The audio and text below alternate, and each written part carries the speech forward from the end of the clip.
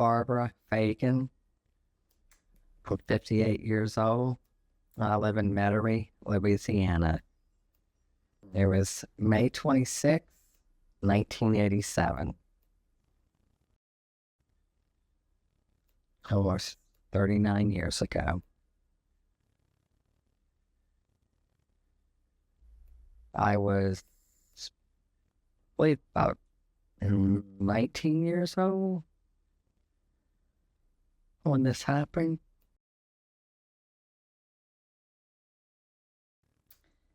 It was a beautiful day, just like any other day.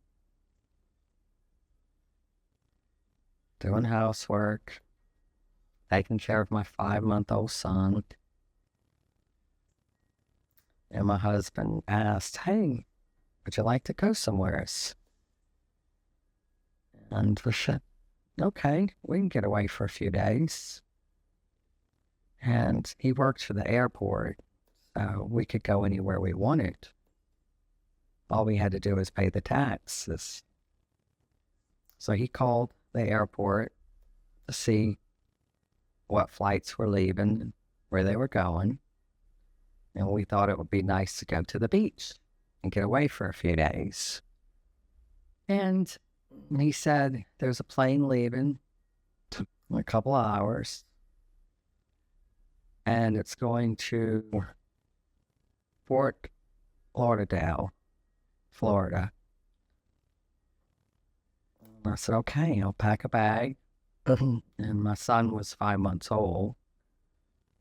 And I called my mother and asked if she would watch my son for a few days. She said, "Sure." So we dropped him off, and we headed on over to the airport.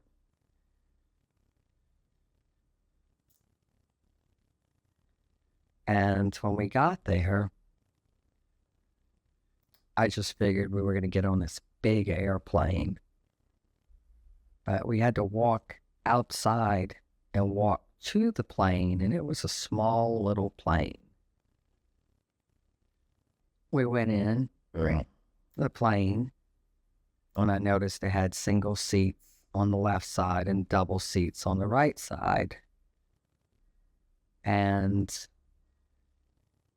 it was pretty crowded for the, the amount of people they had on the plane. The double seats were taken, so I grabbed a seat on the left side of the plane by myself, and my husband went further up toward the front, the right front of the airplane. And this man realized we were together, so he gave up his seat up front and let me sit with my husband, and he took my seat.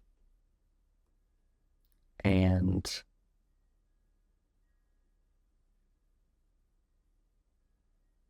the story behind that is his leg was split open, and that was supposed to be my seat. But so the pilot came out and said, "Y'all buckle up, get ready for takeoff." He explained to us where the emergency door was, which I was sitting by the window next to the emergency door. And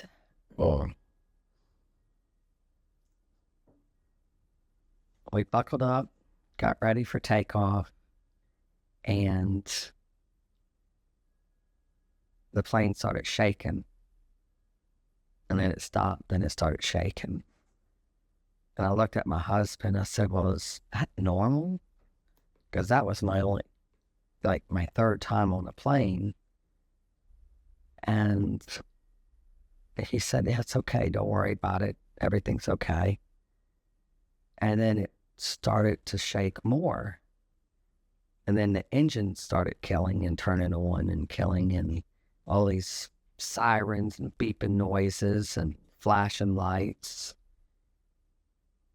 I mean, I knew something was wrong. None of that was normal. And we knew we were going to crash when we heard the pilot scream, "Oh shit." And all I remember is everybody's legs and arms just flopping up and down. So we knew we were bracing for a crash. Went through a black van, which there was a man driving it, and he was covered in diesel fuel. And then we went through a wall, a cement wall. I believe it was probably about maybe 4 feet high. We busted through that and went across the airport road. Then we went across Airline Highway, and we landed on the side, the right side of the plane, which that's where I was at by the emergency door. And we just missed the gas station. And if we would have went any further, we would have wound up in the river. So the pilot took it down, or it crashed down, and he avoided the gas station and landed us in like a little ditch. And we tore down like a chain link fence. And everything just stopped. After it crashed, it was very quiet. And everybody just kind of realized what had just happened. And everybody just looked at each other. Yeah. And you can just see everything was just torn up in the plane. Things were hanging from all over. The guy up front, he was hanging on, or holding on to a seat, the back of a seat, and he broke it from hanging on to it so tight. And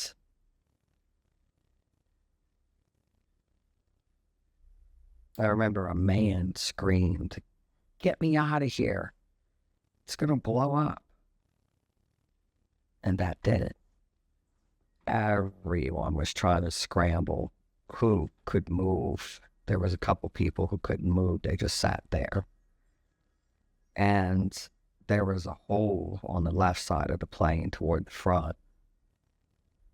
And it was not that big, but there was a bunch of wires and hanging, and we were looking like maybe we could get out this plane through this hole. And I never saw the pilots again. From what I was told, they got out of a window in the front of the plane. There was bystanders that seen what happened, and they came running to help us. And this man got the door opened that we came in on.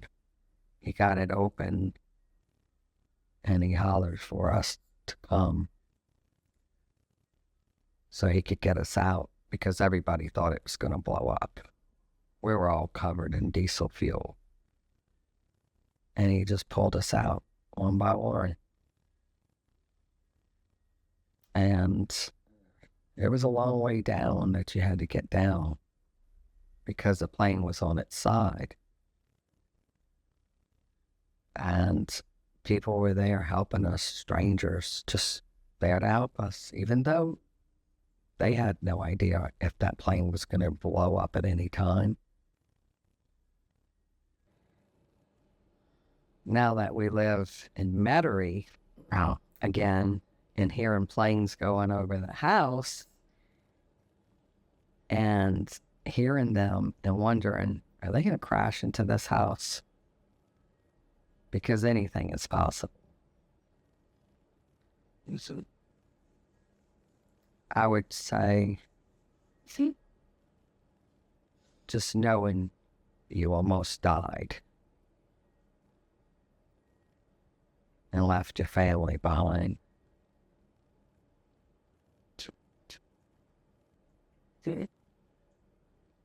Right, when someone in my family is getting on an airplane flying somewhere, I think about it a lot. Maybe made me more afraid of things that could happen. For instance, going to a fair and getting on rides, knowing that anything can happen, something can break. Driving in a car, I'm just very cautious. I don't take a whole lot of risks.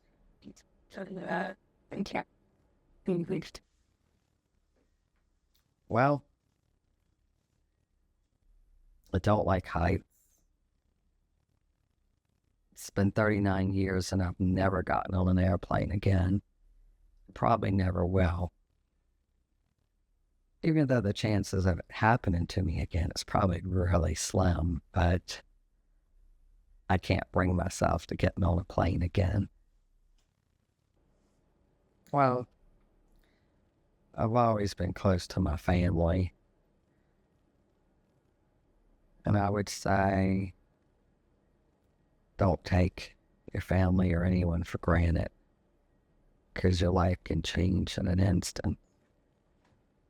Do you think you'll ever get back on an airplane in the near future? I don't see it ever happening.